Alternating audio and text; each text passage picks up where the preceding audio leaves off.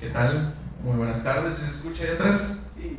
Excelente, pues sean bienvenidos y bienvenidas a Punto y Coma. Yo soy Jesús Guerra, el director del espacio, y pues estamos muy emocionados de que nos acompañen el día de hoy para una de nuestras charlas literarias, pero hoy le damos otro giro.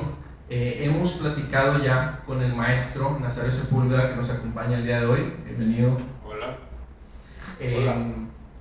Acerca de diferentes autores, desde Thomas Mann hasta Franz Kafka, pero nos emociona hoy hablar con un autor local, vivo, en carne y hueso, que se trata de nuestro buen amigo Francisco Serrano. Bienvenido, Francisco. Hola. Pancho Serrano. Lo que queda de vivo de mí lo saludo. Para hablar de su más reciente libro de poesía, Hasta agotar existencias. Un título que creo que hoy toma particular relevancia, ya que nos quedan muy pocos ejemplares a la venta, para que si todavía no cuentan ustedes con una copia, aprovechen el día de hoy y se lleven este ejemplar que contiene tancas, sonetos, verso libre, un poco de todo, de la poesía versátil y fresca de Pancho Serrano. Entonces, sin más, los dejo con nuestros presentadores y les recuerdo, al final estará disponible el libro a la venta. Gracias. Para empezar, vamos a hacer algo de memoria. ¿Cuándo fue que tuviste conciencia del más antiguo recuerdo de la poesía, si es que la tienes? Bueno, mi experiencia es quizá instintiva y voluntaria, dado que desde que estaba en la primaria, no sé por qué, tuve el impulso de decir poemas en asambleas escolares, así que desde entonces me tocó ser el chico que hacía ese tipo de cosas, como que no le daba vergüenza hacerlo, así que recitaba el poema de la rata vieja que era planchadora, y bueno, no como un lector, pero sí como una persona que se encargaba de memorizar poemas para decirlos en voz alta. ¿Te impresionaban los poemas que estaban a veces como lecciones en los libros de lectura de la primaria? Bueno, existían una pequeña colección de libros y hicieron de una tía, mi tía Berta, así que por ahí había, recuerdo, un libro de Germán Gess, uno de Carlos Fuentes, existía poesía de Amado Nervo, pero nadie me dijo, ponte a leer esto, o sea, simplemente estaban en la casa. Pues creo que casi siempre los libros con ciertas características terminan siendo casi siempre como una decoración, pero bueno, sí, alguna vez llegaron a mis manos, ¿no? No solo eran una imagen, sino que también te lo empezaste a leer. Sí, bueno, el primer libro que leí por mi voluntad, con cierto afán de entretenimiento, lo recuerdo muy bien, el diario de Ana Frank. Creo que ella fue en la preparatoria, creo que dejó de ser la poesía, o más bien la lectura como una fuente más bien de aprendizaje escolar, ¿no? Sino más bien que era una manera de embellecer la realidad, y pues desde entonces como que me anduvo por las ramas leyendo de un modo disperso, pero siempre con el afán de gozar mediante el ejercicio de la imaginación. Eso es. Pues la lectura de la poesía por lo general acompañaba mucho a todos los que estuvimos en las primarias en esa época, y a veces los maestros eran también simpatizantes de la poesía y en otras indiferentes, pero de cualquier manera te llegaban. A mí me gustaba la poesía que veía yo en los libros de texto de la primaria, y me aprendí a veces algunas estrofas porque me parecían bellos, pero yo consideraba que escribir haciendo rima pues era algo muy singular. No sé tú qué pensabas. Fíjate que yo recuerdo muy bien las lecciones que nos daban para aprender a separar sílabas. Sí, En la también. primaria y en la secundaria. Bueno, cuando uno le enseñan todo eso, piensas, bueno, ¿qué de útil tiene saber esto? Y nunca lo sabes, pero pues es importante. creo que no lo enseñan con la profundidad que debería, porque esto pareciera que es cosa de gente iluminada, pero en realidad es algo muy simple. Y bueno, pero pues lo enseñaban, no sabíamos para qué, y como que parecía que era volver muy complicado, algo que, o sea, ¿para qué tanto? ¿Por qué tanto contar? ¿O por qué tanto separar? Sin embargo, no pudiste evitar estar bajo la influencia de la lectura de textos patrióticos. Sí. Sobre todo de Cuauhtémoc, de Cortés y de la tragedia de los pueblos precortesianos. ¿No es así? Pues fíjate ¿O que no, o no? Fíjate que uno no se da cuenta cómo el fenómeno del ritmo en verso está presente en todos lados. A mí me gusta mucho, si voy en un taxi o estoy escuchando música, pues me doy cuenta que mucho del ritmo de las palabras depende de esa manera de acomodar las palabras rítmicamente. Sí. Bueno, creo que la manera más simple de definir la poesía, un conjunto de palabras asociadas rítmicamente, ¿verdad? Creo que por ahí lo dice Tomás Navarro Tomás, que para mí es muy importante su lectura, porque es quien enseña la métrica del modo más simple. Yo creo que cualquier persona con un poquito de esfuerzo, con una preparación, digamos, de secundaria o de preparatoria, puede llegar a entender bien profundamente las propiedades del verso. Así que pues se me hace muy increíble cómo de repente en la música popular los compositores muchas veces no tienen tanta preparación académica, pero con la intuición que les da el ritmo de la música, pues acomodan las palabras. Y llegan mucho a la gente. Sí, llegan mucho a la gente.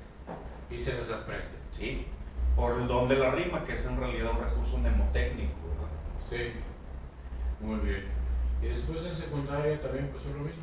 Pues en secundaria, pues fue terrible porque pues tuve que decir poemas en poesía coral. Una vez hice uno del Nezahualcóyotl casi encuerado, ahí pues, entonces pues estaba con taparrabos y pues era algo terrible para mí. Creo que tenía piel como de pollo ahí, pero pues ojalá todas las grabaciones que existan sobre esa sesión se haya perdido para siempre. Sí, ahí pues sucedió. Entonces, pero siempre era, ¿sabes qué? Memorizar y luego decir poemas en voz alta, así que de algún modo como que algo queda, las palabras acomodadas así. Y bueno, yo debo decir como una anécdota que la primera vez que intenté escribir un soneto, yo estaba platicando con Samuel Noyola, recordando, porque alguna vez te explicaron en la secundaria que son los sonetos y esas formas poéticas, y bueno, te lo explicaban como una cosa de números que tenías que de algún modo memorizar, pero no entender. Yo me salí a caminar y compuse un cuarteto de un soneto, así como si fueran enchiladas, lo hice, y regresé y le digo, a ver Samuel, ¿cómo se oye esto? Le dije el cuarteto ese y se quedó sorprendido porque pues creo que lo compuse más o menos bien. Luego él me dice, oye, ¿qué? ¿Te ayudo a terminar el poema? Le digo, no, lo voy a terminar yo. Según yo. Mal o bien, pues lo hice. Es que a mí me influyó mucho, recuerdo haber visto, sobre todo ya en la edad adulta, joven, algunas obras de teatro clásico español que eran en verso. Y que te decían todos los parlamentos así. Y que lograban, gracias al trabajo de los directores de teatro que había aquí en Monterrey, que la cosa convenciera. Recuerdo que así, gracias a eso, disfruté mucho del Gran Teatro del Mundo, que era hermosa la obra. Se presentó ahí en el Teatro del Seguro, ahí por la Constitución. Y me acuerdo que la disfruté mucho. Y años más tarde vi una película que me gustó muchísimo, que venía de España, era dirigida por una mujer que por desgracia ya no volvió a estar presente aquí en la ciudad a través de su obra, y era una obra que se llamaba El perro del hortelano, de Lope de Vega. Y a pesar de que todo era en verso, los actores lo manejaron tan bien que se veía natural. Se veía como que ojalá habláramos siempre así, Sí. haciendo rima. Y la película recuerdo que atrajo mucho público, pero fue de unos 2 o 3 días en la ciudad para jamás volver.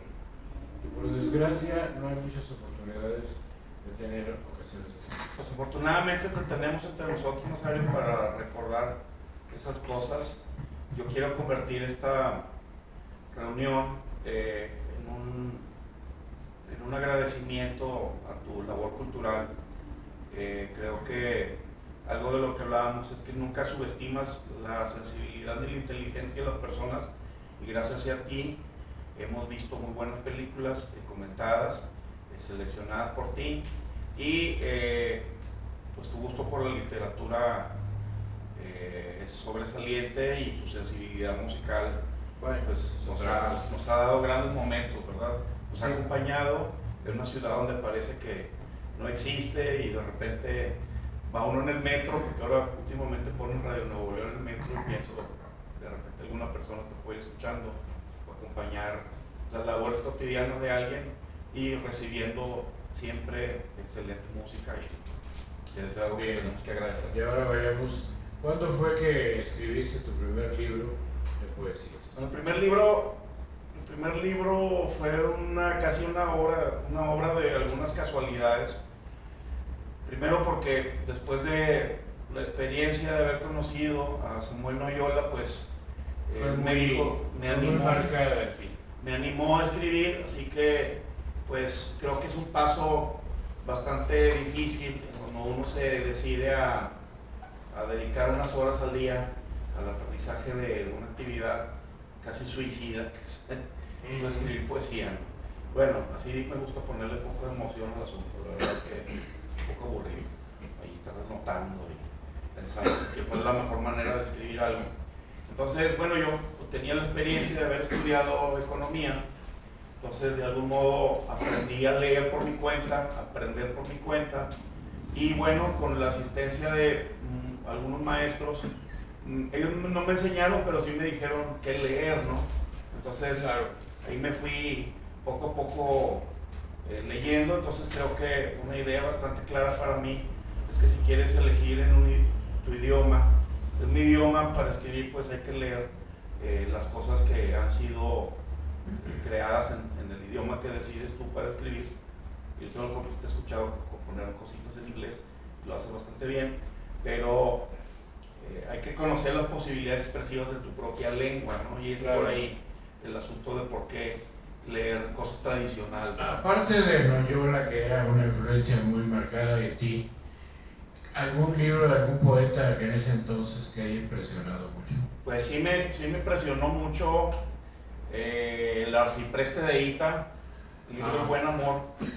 No sé si realmente me comí crudo el texto, como dicen por ahí, aunque la edición de Clásicos Castalia, más bien la de Clásicos Castellanos de Espasa Calpe, tiene unas anotaciones muy convenientes, porque no son para especialistas, sino más bien como que para un público deseoso de acercarse a la obra. Entonces a mí me impresionó mucho porque su lenguaje pues arcaico se parecía mucho al que había escuchado yo en algunos parientes míos zacatecanos, por ejemplo, y no le tenía nada de miedo a las palabras, y su lenguaje es muy castizo, pero las formas poéticas que vienen ahí en ese libro, Libro del Buen Amor, sí, es el mayor inventor de formas poéticas hasta la fecha, el Arcipreste de Ita. Entonces, pues esos versos compuestos de un modo un poco salvaje, pues me dieron la idea de que pues es una lengua que puede expresar cosas increíbles, ¿no? Entonces, a mí todavía, de repente cuando quiero reírme, pues sí lo releo y me encanta. Que es una experiencia. El poema del mío sí también me impresionó mucho, porque primero por la emoción que tienen esas palabras, pero también enfrentarte con esos poemas escritos en un castellano así tan arcaico, pues compararlo con la manera de hablar nuestra y pues ver cómo ha evolucionado. La evolución del idioma, de la manera en que ha intervenido, pero que estaba presente gracias a la poesía. Sí, el ritmo, algunos recursos poéticos, pues manejados con una naturalidad increíble, pues eso para mí ha sido pues una fuente de enseñanza, ¿no? Yo recuerdo que en la secundaria tenía en un libro de gramática ejemplos de algunas construcciones gramaticales y venían en verso. Y había ahí, por ejemplo, la presencia de Amado Nervo, que era el compañero inevitable de nuestra adolescencia, como dijo una vez ese gran poeta mexicano que fue José Emilio Pacheco. Y entonces me gustaba la manera en que escribía Nervo, y pues sencillamente que veía la poesía. Pero lo que me impresionó mucho fue ya en la adolescencia, y era un poema largo, muy hermoso, llamado El idilio salvaje. Ah, Sí, de un gran poeta que... ¿tú por qué? María José Otón. Sí, un poema muy hermoso de un hombre que ya en el crepúsculo de su vida se enamora de una joven y se enloquece por ella, pero después fracasa. Entonces le dedica toda una serie de líneas que son simplemente magníficas. Y no hay manera de que se diga que ese señor no es importante, al contrario. Sí, sí, un poeta también de esta región, ¿no? Del norte, el desierto, ciertos paisajes Sí. que solamente pudo retratar a él en su época, sigue siendo bastante bello. En tus alas quemé mi último aliento y deshojé mis postrimeras rosas. 12 alzaban los restos de mi templo, y solo queda... Ay, se me va el poema. Un versificador muy impecable y muy bueno Sí. leer. Sí. Y entonces, nada, ¿cómo estuvo? Si tú sabes que había un para eso, sabes tus primeras rosas. Y es ya el final del poema. Y lástima que no se le lea más, porque me parece que debiera ser un poema conocido. Cuando una vez leí que en la Unión Soviética, que tenía al menos el permiso de publicar a los poetas siempre que escribieran de acuerdo con lo establecido. Sí, cuando se anunciaba que un libro de un poeta iba a vender, el día que llegaba a la librería ya no estaba en venta. Sencillamente habían hecho fila en la noche y hasta en la madrugada para separar un ejemplar. Entonces dije, eso no pasa acá. ¿Y cuándo ocurrirá algo semejante? Pues no es posible, es otra manera de ver las cosas. Pero la poesía, incluso cuando los poetas prohibidos de repente empezaban a ser permitidos, pues también se hacían grandes manifestaciones de personas que querían tener esos textos. No sé qué piensas al respecto. Pues leer poesía es ejercer la libertad, y es llevar el lenguaje de la belleza a la intimidad, al mundo íntimo. Sí. Así que, pues yo creo que cuando la gente necesita sentirse libre, puede muy bien leer poesía. Creo que eso es el motivo principal por el que me acerqué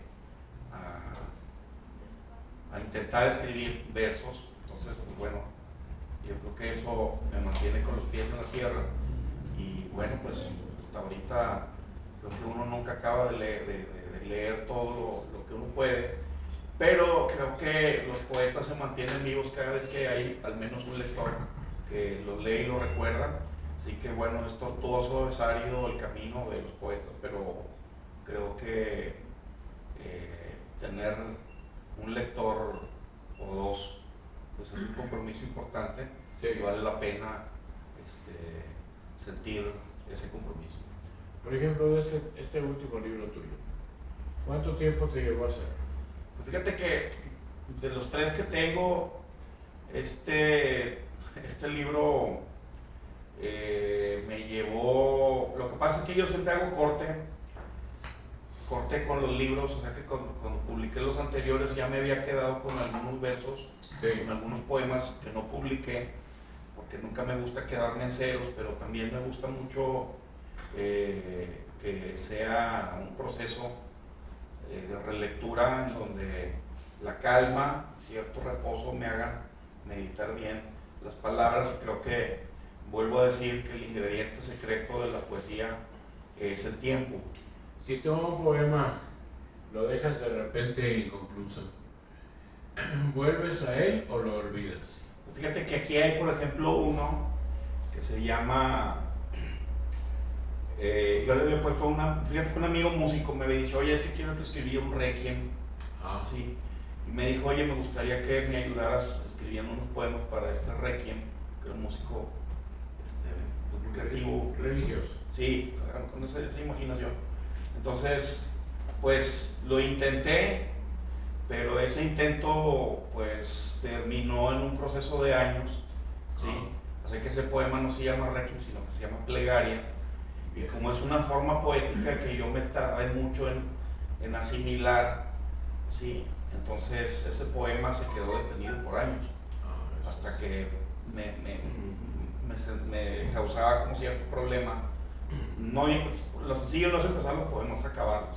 Sí. Entonces es como una buena película, pero una buena película pues no es como empieza, siempre empiezan bien, tiene que atraparte, sí. Pero la cosa es que una gran película siempre tiene un final muy inesperado, creo que es el ingrediente padrísimo, ¿no? Cuando vienes a ver una película y no sabes en qué va a terminar, creo que estamos ante una película interesante, ¿no? Haciendo esa analogía con la poesía. ¿Y qué influencias reconoces sobre las poesías de este libro tuyo? Pues fíjate que a mí pues simplemente trato de hacer la poesía tal como a mí me gusta, así que esto no es de leer demasiados autores, más bien es acercarte a autores que tú has disfrutado, pero también cuando lees para aprender a crear, uno se vuelve un poquito más meticuloso. Así que bueno, fíjate que yo no aprendí exactamente lo de retórica, por ejemplo, yo lo aprendí, pero aprendí nomás leyendo directamente las anotaciones a la fábula de Polifemo y Galatea de Dámaso Alonso. Sí. Sí, o sea que no leí tanto la retórica de Elena Beristain, el diccionario padrísimo, sí. Sino que las anotaciones a ese libro me ayudaron a apreciar ciertas construcciones de versos, ¿verdad? Que eran muy presentes en el estilo gongorino, ¿sí? Y que pues si no haces anotaciones pues no le entiendes nada, o sea, es imposible, ¿no? Pero es tan ameno, ¿verdad? Que cuando lo leí, algo quedó de mí, pues simplemente por el don de la imitación, pues empecé a asimilarlos y volverlos parte de mis propios recursos, ¿no? ¿Fue cuando supiste que te ibas a dedicar a la poesía? Pues sí, bueno, hablábamos que de Ezra Pound, y para mí, vuelvo a decirlo porque en otras ocasiones lo he leído, tiene un arte poética, y todo el libro, puedo decir, es importante nada más porque hay una pequeña frase de él y dice: déjate influir por cuanto poeta bueno conozcas, pero al final debes reconocer la influencia. Sí. Así que eso te da la tranquilidad de que al principio tú a lo mejor no vas a tener un estilo propio, pero eso se va logrando sobre la marcha. Así que cada vez que ya te sientes dueño de tus recursos o de tus formas, pues ya te vas agarrando tu propio territorio, ¿no? En mi caso, pues como soy un poeta del norte, pues aparece el desierto, y como soy un poeta que vive en una ciudad bastante cruda como esta, pues aparece retratar la ciudad, el metro. El paisaje que es inevitable. Sí, sí, así es inevitable como lo dices. ¿Quisieras leerle aquí a los presentes alguno de los poemas que Oye, pues te agradezco mucho la oportunidad, Nazario, gracias. Déjame, elijo alguno breve.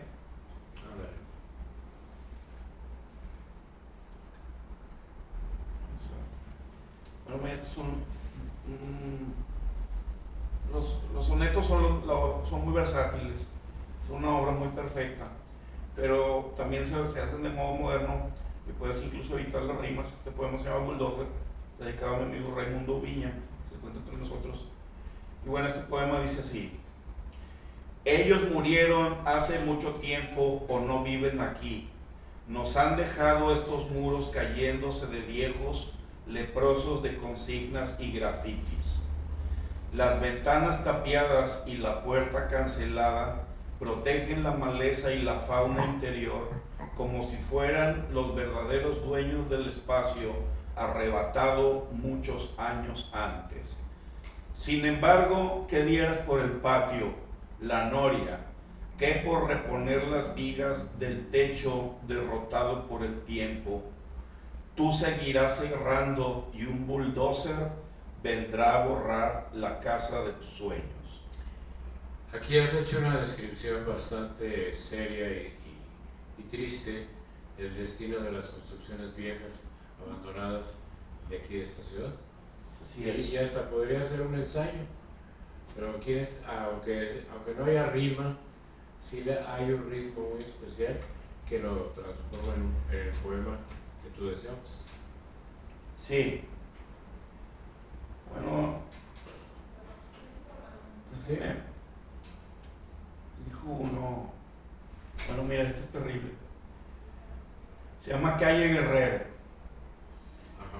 Hereda en vida todos esos libros, asegúrales un destino digno, alguien que los valore, los lea y los relea. Las librerías de viejo de la calle Guerrero no te van a comprar enciclopedias en tiempos de internet. Ya nadie paga por pastas duras y dorados lomos.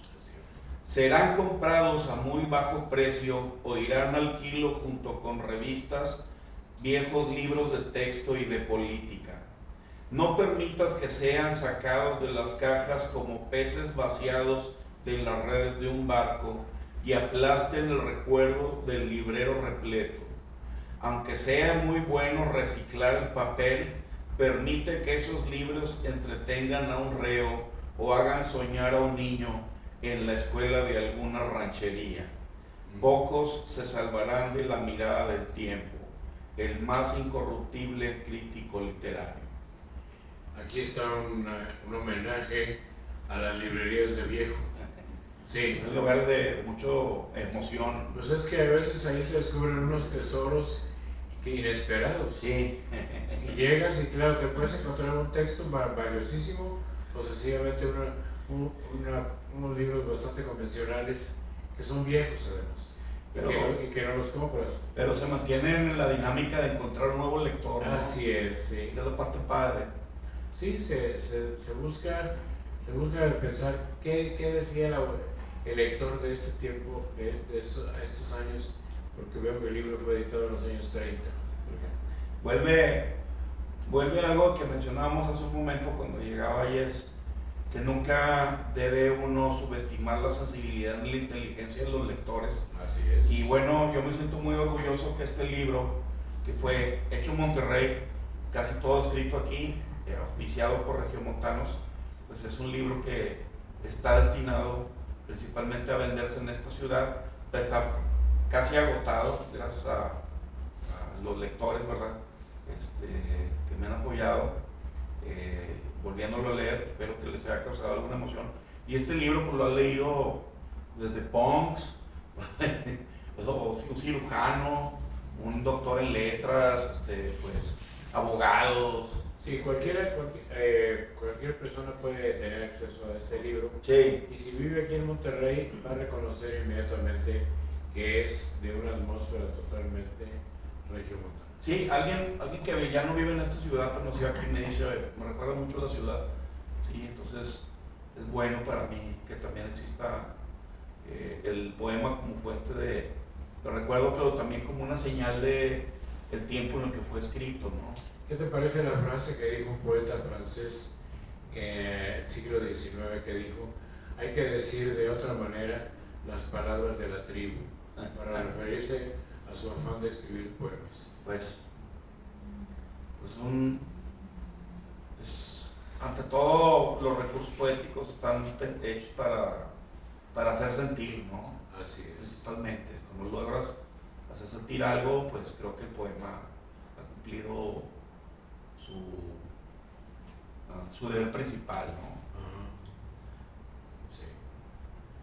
Y entonces este libro te dejó satisfecho cuando ya lo consideraste terminado. Pues bueno, debo contar algo, que este libro estaba prácticamente terminado antes de la indecible pandemia, cosa de la que no nos gusta hablar. Sí. Entonces, pues los planes de editarlo se vinieron abajo por las circunstancias que todos sabemos.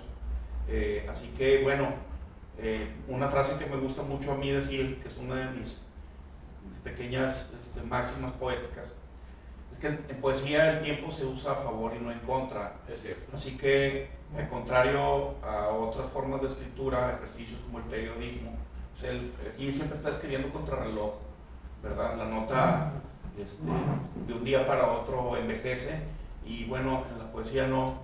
Entonces, al menos por ese motivo, a mí me gusta escribir sin ninguna prisa, porque incluso después de escrito, con el tiempo es probable que incluso los poemas desaparezcan si no me agradan. Sí. Entonces, siempre viene un poquito del afán de sentir cuando ya existe una idea redonda de un libro, porque yo nunca me propongo hacer un libro. O sea, hago los poemas, los acomodo y luego ya pienso que yo creo que ya más o menos el conjunto se defiende solo. Sí. Así que a lo mejor en cada periodo va surgiendo, por ejemplo, el primer libro nomás aparece un tanka, que forma cerrada japonesa, pero después se convirtió en una forma muy recurrente, y creo que la brevedad es la forma más pura de la elocuencia, y bueno, es una forma poética que decirlo todo en pocas palabras. Sí, sí, lo bueno si breve, dos veces bueno, dijo Baltasar Gracián. Entonces, pues esas formas poéticas breves, la verdad es que son forjadas por la inteligencia, y bueno, tratar de sintetizar un instante, decirlo en pocas palabras, decir algo inmenso en pocas palabras, pues es un ejercicio increíble. No es sencillo, Sí. pero pues de algún modo la ventaja de las formas cerradas es que la forma ya está dada, o sea, no hay que crear, la forma ya fue escrita, la forma es eficaz. Hay demasiados buenos ejemplos del ejercicio de las formas cerradas como para sentirte seguro de volver a escribir una. Entonces, bueno, estas formas orientales, pues sí tienen su dificultad, parece que no.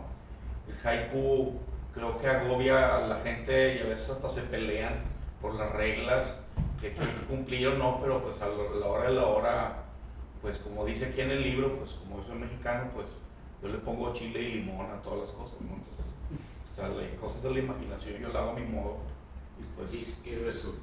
sí, pues quizás sí, ¿no? Ya los lectores dirán, ¿no? Pero pues así es. ¿Actualmente hay alguna otra obra que estés pensando ya en realizar o que ya está realizada? Sí, pues fíjate que sigo todos los días aprovechando sobre todo ciertos malestares que me da la ingestión de cerveza, pues me siento muy agobiado, entonces me da por leer lo que hago y me siento muy disgustado conmigo mismo. Entonces creo que uso a mi favor esa sensación terrible y pues vuelvo a leer los poemas y los reescribo, luego los reacomodo, luego algo no me gusta, pero creo que cuando estoy en ese estado como que me queda muy claro qué es lo que no me gusta. Sí. Luego digo, a ver, que hay que hacer otra cosa, vamos a mejorar este final, o quito este verso, o el otro día hice uno sobre un ventilador que dejó de funcionar y mejoró porque pues le quité versos y como que el conjunto mejoró y ahí la llevo, ¿no? Así despacio. Sí. Sí. Y este libro entonces ahora pues, lo muestras como pocos ejemplares presentes, pero que todavía pueden ser obtenidos. Sí, pues la verdad es que agradezco mucho este ¿Y cuál es espacio. el título, sobre todo el título del texto? ¿Cuál es? Hasta agotar existencias. Fíjate que se me hace una frase muy enigmática que estaba presente siempre y me recuerda especialmente un lugar de la ciudad que para mí, sin querer, es como algo, un lugar que siempre voy a pisar, que es la esquina de Colón y Cuauhtémoc, que siempre me bajaba del camión ahí, o ahí transbordaba camiones, o caminaba por ese rumbo, y esa zona de la ciudad siempre me pareció agobiante. Sí. Y bueno, siempre oía los anuncios de FAMSA, esa empresa que ya desapareció, esa muy emblemática, así que pues, hasta FAMSA desapareció ya. Entonces, vigencia hasta agotar existencias, hasta agotar existencias, se oye como escabroso, ¿no? Sí, pero también se nota que todo tiene su acabose. Sí, digamos que me gusta mucho que algunas frases que son comunes las sacas de su contexto y terminan diciendo cosas muy diferentes. Y bueno, recordando eso, no sé por qué, pero a veces ciertas cosas me dicen algo y creo que terminan englobando muy bien la idea. Sí. Debo decir, por ejemplo, que mi libro anterior se llama Plaza de la Luz. Ajá. Y bueno, cuando trabajaba en los restaurantes, pues me tocaba conversar con gente ya de cierta edad, que es un restaurante, y la gente ya grande. Y me decían, oye Pancho, ¿qué onda ahora que estás escribiendo? Porque alguna gente sabía que hacías. Pues ¿cómo se va a llamar tu nuevo libro? Se va a llamar Plaza de la Luz. Decían, sí. Esa plaza, yo cuando era chico ahí me apedreaba con otros huercos, ahí echaba novia yo, sí. Yo me juntaba ahí, mi tía o mi abuela vivía por ahí. O sea, tiene resonancia porque pues me aproveché, ¿verdad? Me apropié del nombre de un lugar muy emblemático, pero pues muy conocido, pero si tú te fijas hay todas una serie de historias de por qué se llama así, ¿no? La Plaza de la Luz, ¿por qué Plaza de la Luz? O sea, nomás ahí había luz, ¿por qué la luz, no? El templo. Recuerdan al sacerdote, al padre, unas solas historias, que para mí, si uno pensara en la historia de esta ciudad, pues digamos que esa es como, no es de las raíces, pero viene siendo como el tronco, ¿no? Ajá. Por cómo está rodeada de, pues finalmente es importante para nuestra cultura, pues bueno, el trabajo. Creo que tú podrías escribir un poema que se aplicara de la misma manera que lo hizo una vez el entonces joven José Emilio Pacheco, que para referirse a la Ciudad de México puso un poema que dice: mi ciudad en estos años cambió tanto. ¿No es así? Pues ¿O no? Octavio Paz le llama también la polvanera madre, ¿no? Ajá. Es la ciudad así que se fue comiendo todos los lugares que estaban separados y todo se volvió un solo lugar. Ajá. Bueno, la transformación de Nuevo León, o de la ciudad de Monterrey, o el área metropolitana de Monterrey, pues si dice uno ya Monterrey, pues estás hablando ya de varios municipios y la mancha se extiende todos los días. Sí. Y pues una ciudad pues que se volvió caótica de un día para otro. Demasiado, sí. Y pues, pero no sé, sin embargo, tu poesía viene siendo un testimonio de los cambios que ocurren y que seguirán pasando, ¿no? pues sí, está presente la violencia, el paso del tiempo, la devastación, la contaminación, Y la violencia. indiferencia de la gente. Sí, pero también siento yo que, porque si no hay nada realmente que me tenga viviendo aquí, o si yo tengo la posibilidad incluso de emigrar, ¿por qué sigo viviendo aquí? La verdad es que a mí me gusta Monterrey porque me gusta su gente. O sea, Sí. hay mucha gente que yo adoro en esta ciudad y ese es motivo suficiente como para no quererme ir y aguantar, no resistir. Entonces, va a haber más resistencia y aguante y va a haber más poemas. Pues ojalá que sí, ¿verdad? Se siente muy bonito durante estos meses. Me ha tocado, como bueno, cuando trabajaba en un restaurante, es un acto, parece muy sencillo, pero a mí me gusta dar la cara por lo que vendo. Si yo te vendo directamente mi libro, es porque yo sé que puede gustarte, porque puede encontrar algún poema que te va a hacer sentir algo, ¿verdad? Y bueno, ese es el objetivo principal. Y pues bueno, es un libro con el que te puedes identificar porque habla pues de algo que puedes vivir tú todos los días. Y que lo puedes vivenciar. Sí, que se puede encontrar una resonancia con las personas, ¿no? Bien, pues hasta aquí.